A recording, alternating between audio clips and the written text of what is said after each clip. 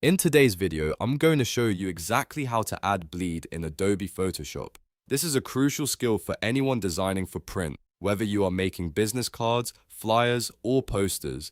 Bleed ensures that your design reaches the very edge of the paper after it is trimmed, preventing those annoying thin white lines from appearing along the borders. If this video helps you out today, please make sure to hit that like and subscribe button to support the channel. Understanding bleed is essential because printers don't print exactly to the edge of a sheet of paper. Instead, they print on a larger sheet and then trim it down to size. By adding an extra border of color or imagery, you give the printer a margin of error. Let's get started with the first and best method, which is setting up bleed when you are creating a brand new document from scratch. Open Photoshop and go to File and then click New.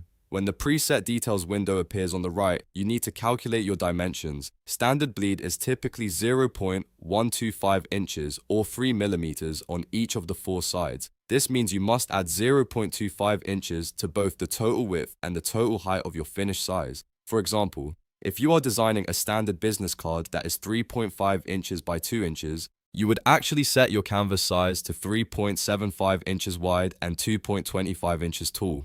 Under the resolution settings, always ensure you are using 300 pixels per inch for high quality print and set your color mode to cmyk for accurate color representation. Once you have these dimensions set, click Create. You will now have a canvas that includes your bleed area. A great tip here is to use guides to mark out where the actual trim line is. Go to View, then New Guide Layout, and set a margin of 0.125 inches on all sides. This shows you exactly where the paper will be cut. Now, what if you have already started a project and forgot to include the bleed? Don't worry, we can easily add it to an existing file using method number 2. With your project open, go to the top menu and select Image, then click on Canvas Size. In the Canvas Size window, make sure the relative box is checked. This allows you to simply add the extra space rather than doing math on your current dimensions. In the width field, enter 0.25 inches, and in the height field, enter 0.25 inches.